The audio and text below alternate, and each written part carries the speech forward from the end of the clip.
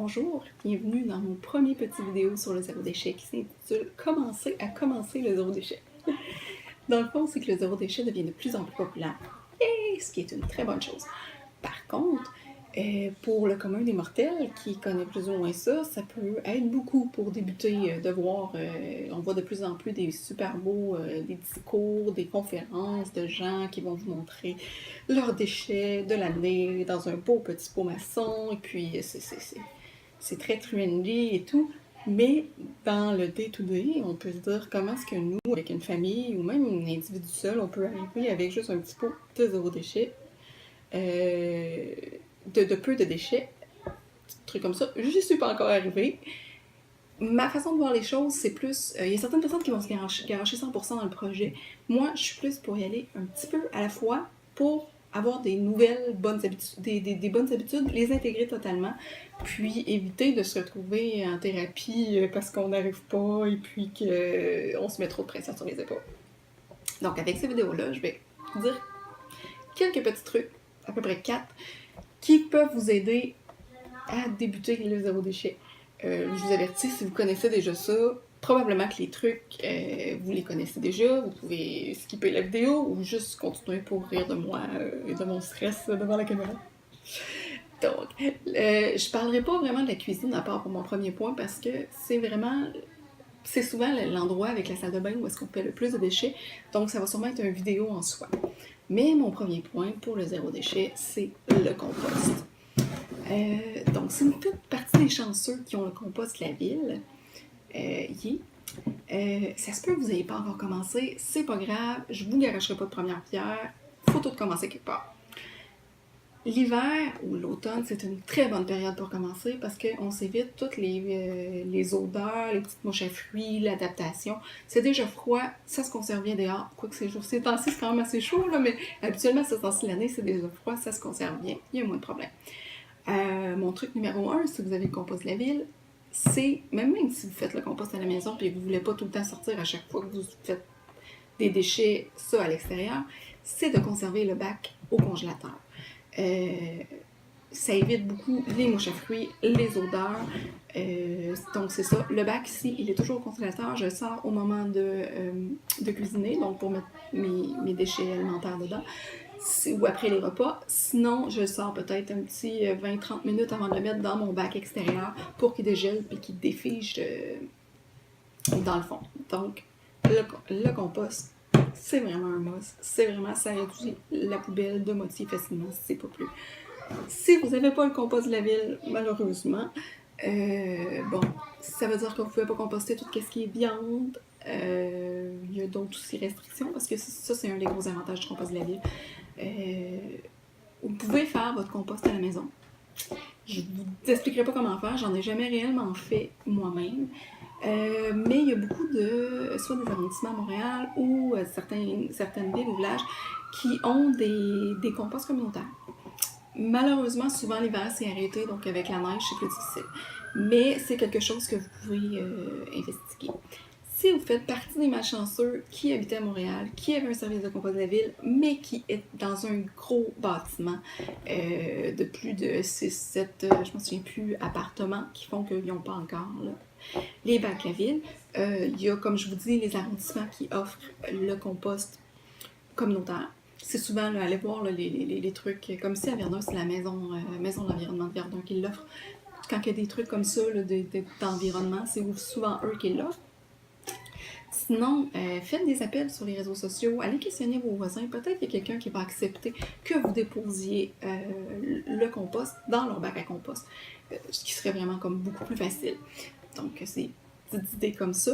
Sinon, ben, écoutez, comme je vous dis, vous pouvez faire votre propre compost. Si vous êtes en appartement, il y a le vermicompost qui est possible, mais encore là, je comprends que pour débuter, ça peut être très gros.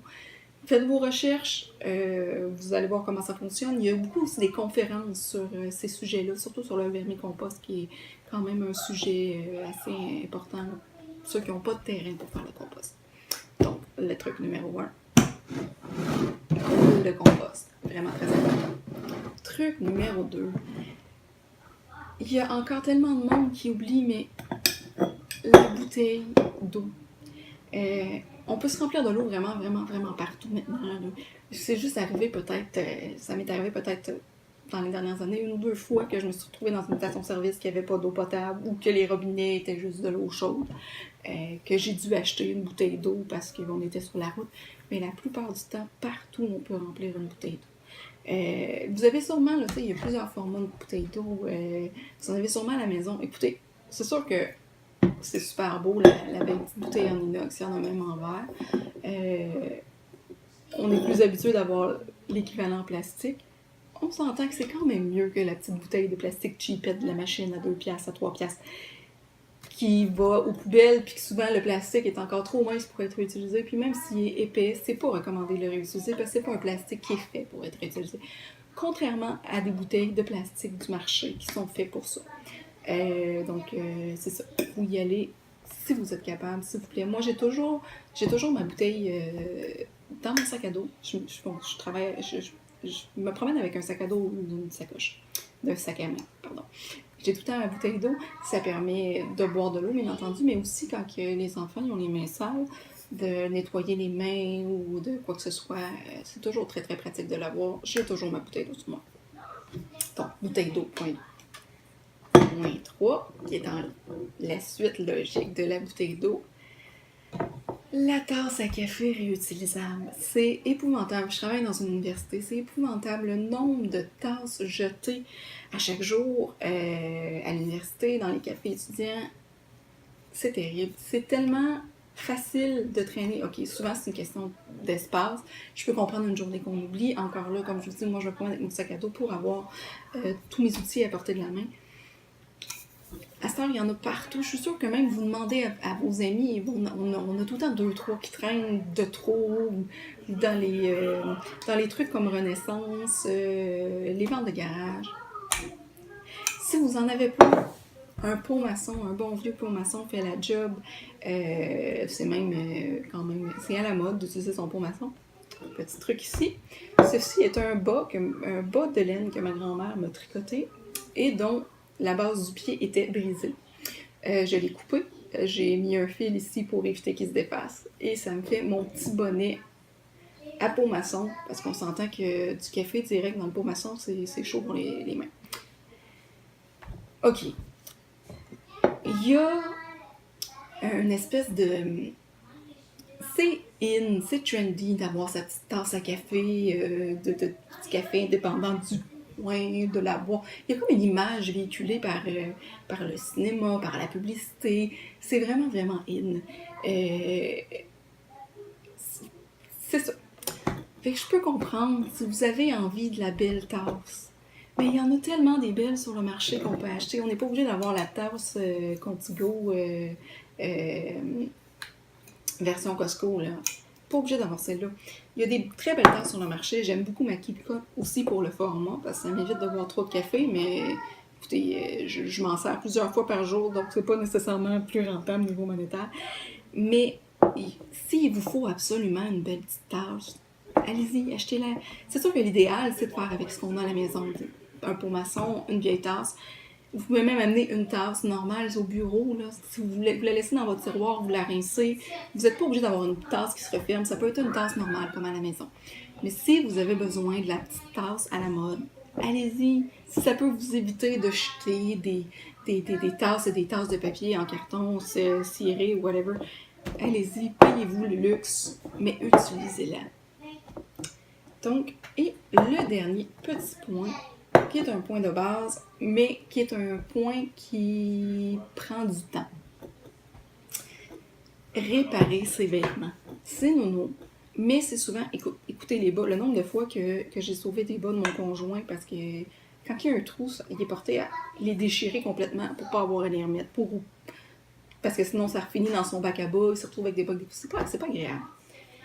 En écoutant la télé le soir, il y a la deuxième saison de Stranger Things qui s'en vient.